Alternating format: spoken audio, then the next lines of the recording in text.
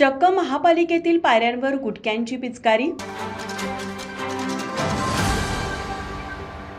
नुकत्याच कोल्हापूर महानगरपालिकेत नूतन महापौर आणि उपमहापौर यांचा कार्यालयीन प्रवेश पार पडला।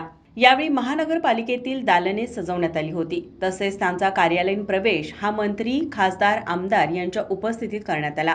मात्र यावेळी कोल्हापूर महानगरपालिकेतील पत्रकार कक्ष व संपर्क अधिकारी कक्षासमोरील असणाऱ्या पायऱ्यांवर गुटखा खाऊन थुंकल्याचे निदर्शनास आले। महापालिकेत गुटखा खाऊन थुंकणारा नागरिक आहे की अधिकारी आहे हे महापालिकेने तपासले पाहिजे।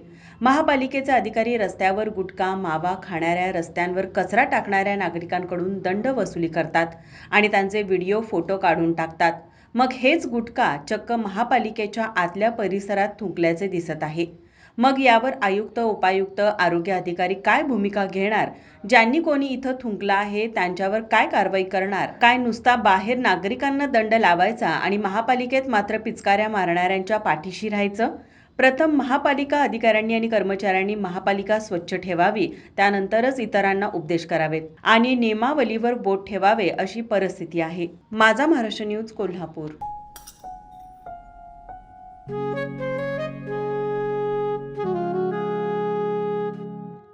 बाबा, आज येताना बासुंदी घेऊन या ना।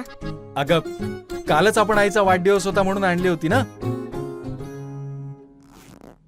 ऐकलं, गोकुळची बासुंदी पुन्हा खावीशी वाटतेय। खरं सांगू, मलाही खावीशी वाटतेय।